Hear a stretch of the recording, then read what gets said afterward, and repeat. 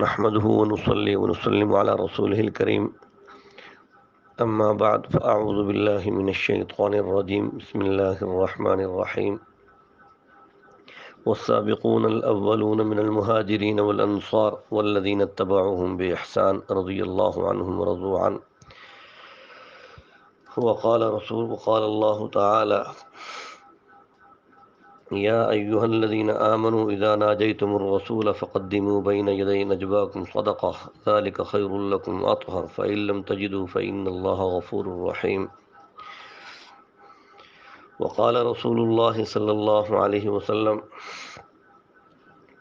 أبو بكر في الجنة عمر في الجنة عثمان في الجنة علي في الجنة وقال رسول الله صلى الله عليه وسلم أرحم أمتي بأمتي أبو بكر وأشدهم في أمر الله عمر وأصدقهم حياء عثمان وأخضاهم علي وأقرأهم أبي بن كعب وأفرضهم زيد بن ثابت وأعلمهم بالحلال والحرام معاذ بن جبل وكما قال علیہ السلام۔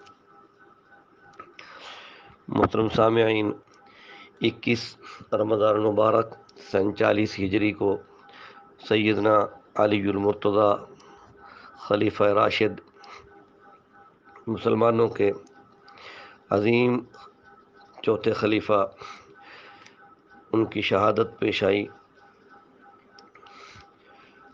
سیدنا علی المرتضیٰ رضی اللہ تعالیٰ عنہ کو اللہ رب العزت نے بہت سے فضائل سے نوازا تھا، عظیم فضائل عطا فرمائے۔ قرآن پاک کی پہلی آیت جو میں نے پڑھی ہے اس میں سیدنا علی المرتضیٰ رضی اللہ تعالیٰ عنہ کی فضیلت ظاہر ہوتی ہے کہ آپ سابقین اولین میں سے ہیں۔ پہلے اسلام قبول کرنے والوں میں سیدنا علی المرتضیٰ رضی اللہ تعالیٰ عنہ کا نام مبارک آتا ہے۔ جامع ترمذی شریف جلد نمبر 2 کتاب المناقب میں ہے کہ مردوں میں سب سے پہلے حضرت ابوبکر صدیق نے اسلام قبول کیا، عورتوں میں سیدہ خدیجہ الکبریٰ نے قبول کیا، بچوں میں سیدنا علی المرتضیٰ نے اسلام قبول کیا، غلاموں میں حضرت زید بن حارثہ رضی اللہ تعالیٰ عنہ اجمعین نے قبول کیا۔ تو اس لیے آپ اسلام میں سبقت لے جانے والوں میں اللہ نے آپ کو شمار فرمایا۔ دوسری آیت کریمہ پارہ نمبر 28 سورۃ المجادلہ، اس کی آیت نمبر 12، اللہ رب العزت ارشاد فرماتے ہیں، اے ایمان والو، جب تم رسول سے علیحدگی اختیار کرو، کوئی میٹنگ کرو، مشورہ کرو، تو تم پہلے صدقہ ادا کرو، اس کے بعد آپ صلی اللہ علیہ وسلم کے پاس آ کر مشورہ کر لیا کرو، یہ تمہارے لیے بہتر ہے اور یہ پاکیزہ ہے۔ اس آیت کریمہ کے حوالے سے علامہ ابن کثیر رحمہ اللہ نے لکھا ہے تفسیر ابن کثیر میں کہ حضرت علی فرمایا کرتے تھے کہ یہ وہ آیت ہے جس پر صرف مجھے عمل کرنے کا موقع ملا ہے اور کسی شخص کو اس پر عمل کرنے کا موقع نہیں ملا۔ ہوا یہ تھا کہ آپ صلی اللہ علیہ وسلم کو منافقین ٹائم لے کر آپ سے، وقت لے کر آپ سے، تو آپ کو تنگ کرتے تھے اور لمبی لمبی ملاقاتیں فضول کرتے۔ تو اللہ کی طرف سے یہ حکم آیا کہ ایمان والو، جب تم اللہ کے رسول سے علیحدگی اختیار کرو، میٹنگ مشورہ کرنے آؤ، تو تم پہلے صدقہ دیا کرو۔ مطلب یہ تھا کہ منافقین تو صدقہ دیں گے نہیں، تو اللہ کے رسول صلی اللہ علیہ وسلم کو تنگ نہیں کریں گے، مومنین صدقہ دے کے اپنی بات کر لیا کریں گے۔ تو یہ بہت مختصر وقت کے لیے یہ آیت نازل ہوئی۔ آپ صلی اللہ علیہ وسلم سے حضرت علی رضی اللہ عنہ فرماتے ہیں، جب یہ آیت نازل ہوئی تو مجھے موقع ملا بات کرنے کا، تو میں نے سب سے پہلے اللہ کے راستے میں صدقہ کیا، پھر میں نے آپ صلی اللہ علیہ وسلم سے مشورہ کیا۔ تو میرے مشورہ کرنے کے بعد اگلی آیت کا نزول ہو گیا اور یہ حکم ختم ہو گیا، یعنی حکم منسوخ ہو گیا۔ پھر آسانی کر دی کہ بغیر صدقے کے بھی تم آ کے مشورہ کر سکتے ہو۔ تو یہ فرمایا کرتے تھے کہ مجھے اعزاز حاصل ہے کہ اس آیت پر صرف اللہ رب العزت نے مجھے توفیق عطا فرمائی، میں نے اس پر عمل کیا۔ اسی طریقے سے آپ کو نسبی قرابت داری بھی آپ کو حاصل ہے کہ آپ قریشی ہاشمی ہیں، اور آپ صلی اللہ علیہ وسلم کی چہیتی بیٹی سیدہ فاطمۃ الزہرا رضی اللہ تعالیٰ عنہا آپ کے نکاح میں آئیں، اس سے بھی آپ کی شان کو عظمت مل گئی، آپ داماد رسول بن گئے۔ آپ صلی اللہ علیہ وسلم کی کل 4 بیٹیاں تھیں۔ پہلے داماد ابو العاص بن ربیع حضرت سیدہ زینب کے شوہر، اور سیدہ رقیہ اور سیدہ ام کلثوم، ان دونوں کا نکاح یکے بعد دیگر سیدنا عثمان بن عفان رضی اللہ تعالیٰ عنہ سے ہوا۔ ان کی یہ زوجات ہیں۔ سیدہ فاطمۃ الزہرا کا نکاح سیدنا علی المرتضیٰ رضی اللہ تعالیٰ عنہ سے سن 2 ہجری میں مدینہ منورہ میں ہوا۔ تو یوں آپ صلی اللہ علیہ وسلم کی قرب میں آپ کی ترقی ہوئی، آپ کی پرورش بھی اللہ کے رسول نے فرمائی، آپ کو اسلام کے اندر بھی پہل مل گئی، آپ اللہ کے رسول کے قرابت دار بھی ہیں، رشتہ دار بھی ہیں، اور آپ صلی اللہ علیہ وسلم نے آپ کو اپنی دامادی کا شرف بھی حاصل فرمایا۔ تو یہ بہت سے اعزازات نصیب ہوئے۔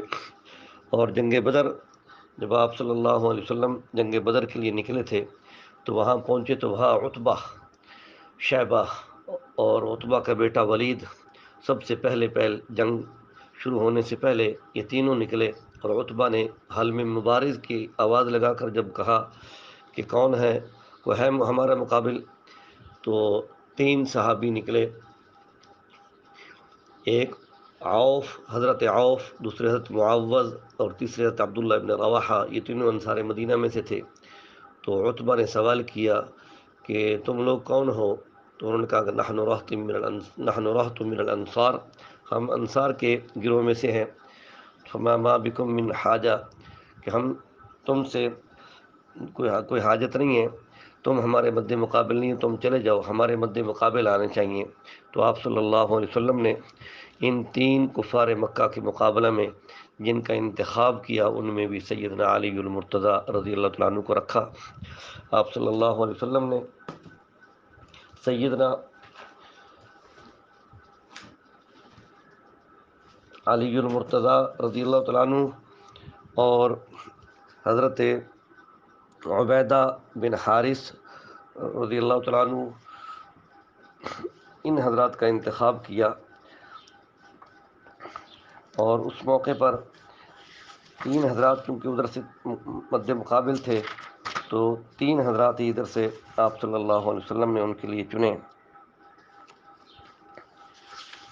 تو حضرت علی المرتضیٰ رضی اللہ تعالیٰ عنہ ولید کے مقابلے میں تھے، اور حضرت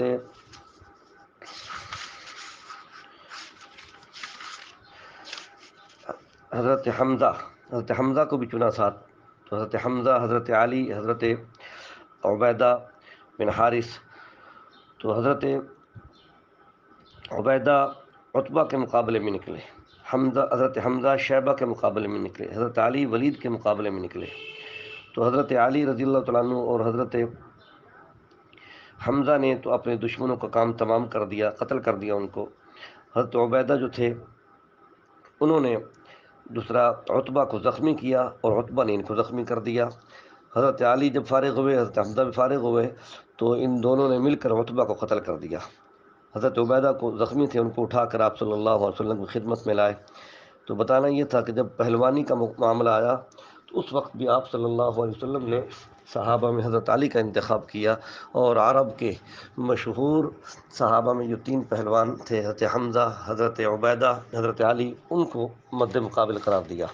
اور اس پر یہ عتبہ کہنے لگا کہ ہاں یہ لوگ ہمارے برابر کے ہیں اور معزز ہیں، ان کو آنا چاہیے ہمارے مقابلے میں۔ تو خیر حضرت علی رضی اللہ تعالیٰ عنہ کو اللہ تعالیٰ نے عشرہ مبشرہ کے اندر بھی دوسرا شمار فرمایا۔ آپ صلی اللہ علیہ وسلم نے جن 10 صحابہ کو جنت کی بشارت دی ہے، ان میں بھی حضرت علی کا نام آتا ہے۔ ابو بکر فی الجنہ، عمر فی الجنہ، عثمان فی الجنہ، علی فی الجنہ۔ ابو بکر جنتی، عمر جنتی، عثمان جنتی، علی جنتی۔ آپ صلی اللہ علیہ وسلم نے ایک اور موقع پر بھی فرمایا کہ ارحم امتی بھی امتی ابو بکر، میری امت کے ساتھ، میری امت میں سب سے زیادہ رحم دل ابو بکر ہیں، دین کے معاملے میں سب سے مضبوط عمر ہیں، حیا کے اندر سب سے آگے نکل جانے والے عثمان ہیں، اور قوت فیصلہ دو فریقوں میں فیصلہ کرنے میں سب سے زیادہ فہم رکھنے والے حضرت علی ہیں۔ واقضاہم علی، حلال و حرام کے اندر سب سے زیادہ جاننے والے معاذ بن جبل ہیں۔ میری امت کا سب سے بڑے قاری حضرت ابی بن کعب ہیں، اور میراث کے مسائل جاننے والوں میں وہ افرادہم زید بن ثابت، حضرت زید بن ثابت ہیں۔ تو یوں آپ صلی اللہ علیہ وسلم نے مراتب جو بیان کیے، تو حضرت علی کی سیرت میں یہ بات فرمایا کہ قضاء کے اندر حضرت علی سب سے آگے ہیں۔ حضرت علی رضی اللہ تعالیٰ عنہ کی زندگی میں بڑے واقعات پیش آئے، میں ایک دو واقعات پیش کرتا ہوں۔ آپ صلی اللہ علیہ وسلم کی طرف سے چونکہ شروع میں دعا ملی تھی آپ کو، آپ نے جب بلا کر آپ کو یمن بھیجنا چاہا حضرت علی رضی اللہ تعالیٰ عنہ کو، تو اس وقت انہوں نے عرض کیا تھا کہ اللہ کے رسول، میرے اندر یہ طاقت نہیں ہے کہ میں کسی کے اندر فیصلہ کر سکوں، تو آپ مجھے اتنے بڑے منصب کے حوالے سے مجھے بھیج رہے ہیں۔ تو آپ صلی اللہ علیہ وسلم نے ان کے سینے پر ہاتھ رکھ کے ان کو دعائیں دی، اور دعا دے کے ان کو اللہم اہدی قلبہ وسدد لسانہ، کہ اللہ علی کے دل کی رہنمائی فرما اور اس کے زبان کو درست فرما۔ جب یہ دعا آپ صلی اللہ علیہ وسلم نے دی، تو اس کے بعد حضرت علی فرماتے ہیں کہ پھر زندگی میں کبھی بھی دو فریقوں کے درمیان فیصلہ کرتے ہوئے مجھے کبھی پریشانی نہیں ہوئی، میں نے بغیر کسی شک کے یقین کے ساتھ فیصلہ کیا ہے۔ شیخ مولانا محمد نافع صاحب رحمۃ اللہ علیہ ہمارے استاد جی، ان کی کتاب سیرت علی المرتضیٰ، اس کے صفحہ 428 کے اوپر یہ واقعہ پورا طبقات ابن سعد کے حوالے سے، مصنف ابن ابی شیبہ کے حوالے سے موجود ہے۔ مصنف ابن ابی شیبہ جلد نمبر 10 صفحہ 176 پر تحت کتاب اقضیۃ رسول اللہ صلی اللہ علیہ وسلم، تو حضرت علی فرماتے فما شککت فی قضاء بین سنین حتی جلست مجلسی ھذا۔ تو آپ صلی اللہ علیہ وسلم کی دعاؤں کی برکت سے پھر آپ نے یہ بھی ساتھ اصول بیان کیا، ایک قاعدہ بیان کیا۔ علی فرماتے ہیں کہ مجھے اللہ کے نبی نے فرمایا کہ اذا تقاضا الیک رجلان، جب دو آدمی تیری طرف جھگڑا لے کر آئیں، فلا تقض للاول، تو پہلے کے لیے فیصلہ مت کرنا، حتی تسمع ما یقول الاخر، یہاں تک کہ دوسرے کی بات بھی تو سن لے، فانک سوف ترى، تو یقیناً تجھے اس میں کوئی رہنمائی مل جائے گی کہ کیف تقضی، تو کیسے فیصلہ کرے گا۔ قال علی فما زلت بعدها قاضیا، تو ہمیشہ میں قضاء کے معاملے میں اس اصول کو میں نے ہمیشہ اپنے اس کا لحاظ رکھا، تو اللہ رب العزت نے ان کو اس سلسلے میں پھر یہ عظمت عطا فرمائی۔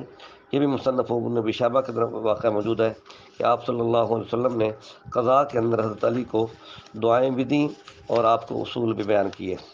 آپ کے زمانے میں ایک دفعہ ایسا بھی ہوا خلافت کے اندر کہ ایک شخص نے شراب پی لی، رمضان کا مہینہ تھا، تو رمضان کے مہینے میں جب آپ کے سامنے وہ مجرم لایا گیا، شراب کے اندر وہ مخمور تھا، چور تھا، تو حضرت علی رضی اللہ تعالیٰ عنہ نے فرمایا کہ اسے نشہ اتر جانے تک روکے رکھو۔ جب نشہ اتر گیا، ختم ہو گیا، تو اس وقت آپ نے اس کو 80 درے لگوائے اور حکم دیا کہ ابھی اسے قید خانے میں رکھو۔ دوسرے دن اس کو منگوا کر پھر 20 درے اور لگائے، اور وضاحت بھی کر دی کہ 80 درے تو ہم نے شراب نوشی کی سزا کے طور پر لگائے ہیں، حد کے طور پر لگائے ہیں، اور 20 درے ہم نے رمضان المبارک کی بے حرمتی کرنے پر لگائے ہیں۔ اور یہ ترتیب ساری حضرت عمر رضی اللہ عنہ سے لی کہ حضرت عمر رضی اللہ عنہ نے بھی اپنے زمانہ خلافت میں ایسے ہی کیا تھا، تو حضرت علی رضی اللہ عنہ حضرت عمر رضی اللہ عنہ کے پورے متبع تھے اور ان کے نقش قدم پر چلتے رہے۔ مصنف ابن ابی شیبہ جلد نمبر 10 صفحہ 36 پر کتاب الحدود کے تحت یہ واقعہ موجود ہے۔ تو آپ نے رمضان اور صحابہ کرام جو آپ سے پہلے تینوں حضرات گزرے تھے، ان کو اپنا بڑا سمجھا ہوا تھا، اور انہی کے نقش قدم پر ہی آپ نے پوری خلافت کی ترتیب پر آپ چلتے رہے۔ آپ کے زمانہ خلافت میں ایک واقعہ یہ بھی مسئلہ ممبریہ میں پیش آیا، ایک عورت آئی، اس نے کہا کہ ظلم علیہ، مجھ پر ظلم ہوا ہے۔ کہا کس نے ظلم کیا؟ کہا کہ میرے بھائیوں نے مجھ پر ظلم کیا۔ کہا کیسے؟ کہا کہ 600 روپے کہ میرا بھائی فوت ہوا ہے، تو 600 روپے وہ رقم چھوڑ کر گیا ہے، مجھے 1 روپیہ ملا ہے، اس لیے مجھ پر ظلم ہوا ہے۔ تو حضرت علی رضی اللہ عنہ بڑے ذہین تھے، فوراً سوال کیا حساب کر کے کہ بتلا، مرنے والے نے ایک بیوی چھوڑی ہے؟ اس نے کہا چھوڑی ہے۔ ایک والدہ چھوڑی ہے؟ کہا چھوڑی ہے۔ اچھا، اس نے کہا کہ اس نے 2 بیٹیاں بھی چھوڑی ہیں؟ کہا چھوڑی ہے۔ کہا اس نے 12 بھائی بھی چھوڑے ہیں؟ کہا چھوڑے ہیں۔ کہا کیسے پتہ چلا؟ فرمایا حساب سے میں نے نکال لیا معاملہ۔ فرمایا کہ سن، جب بیٹے نہ ہوں اور 1 سے زیادہ بیٹیاں ہوں تو ان کو 2 ثلث ملتے ہیں، 2 تہائی ملتے ہیں کل ترکے کے، تو 600 روپے کا کل ترکہ 3 حصوں پر تقسیم کرے تو 400 روپے تو بیٹیاں لے گئیں، اور اولاد کے ہوتے ہوئے بیوہ کو سمن ملتا ہے 8واں حصہ، تو 8واں حصہ 600 روپے کا 75 روپے بنتا ہے، 75 روپے بیوہ لے گئی، 475 چلا گیا۔ اور والدہ، میت کی والدہ ہو تو اس کو چھٹا حصہ ملتا ہے، کل کا چھٹا، تو 600 روپے میں سے کل کا چھٹا 100 روپے بنتا ہے، 100 روپے وہ لے گئی، تو 575 روپے چلے گئے، 25 روپے بچے۔ تو 25 روپے میں فرمایا کہ 12 بھائی تھے اور ایک بہن تھی، تو 24 روپے للذکر مثل حظ الانثیین کے تحت 12 بھائی لے گئے، اور 1 روپیہ بچا وہ تجھے ملا، ظلم کہاں ہوا؟ تو یوں حضرت علی رضی اللہ عنہ لمحوں میں عجیب سے عجیب فیصلہ فرماتے تھے کہ اگلا آدمی دنگ رہ جاتا تھا۔ آپ کی بہت سے واقعات ہیں، اور آپ کو اہل سنت والجماعت خلفائے راشدین میں چوتھے خلیفہ مانتے ہیں، اور اس کے اندر بھی اللہ کی حکمت ہے کہ آپ کو آخر میں خلافت ملی، کہ آپ کی خلافت کی وجہ سے پہلوں کی خلافت پر مہر لگ گئی، کہ جن کے ہاتھوں پر حضرت علی رضی اللہ عنہ بیعت کر رہے ہیں، اور وہ امت کے امام انہوں نے خود بنایا ان کو، جو ان کو نہیں مانتا وہ حقیقت میں حضرت علی کو بھی نہیں مانتا۔ اس لیے علامہ ابن تیمیہ اپنی کتاب منہاج السنہ جلد نمبر 1 صفحہ 144 پر یہ فتویٰ دیتے ہیں، من لم یربع بعلی فی الخلافت فهو اضل من حمار اہلہ، جو آدمی حضرت علی کو خلافت میں چوتھے نمبر پہ نہیں رکھتا، وہ اپنے گھر کے گدھے سے بھی زیادہ بدتر ہے، پالتو گدھے سے بھی بدتر ہے۔